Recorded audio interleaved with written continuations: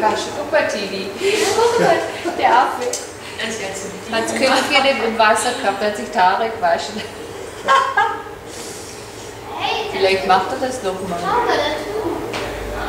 Ich glaube, der hat einen heißen Kopf gehabt. Sind da alle Dinger draußen? Alle draußen. Hey! Da drüben. Guck mal jetzt. Ja, das ist ja echt köstlich, ne? Ja, Nie gesehen.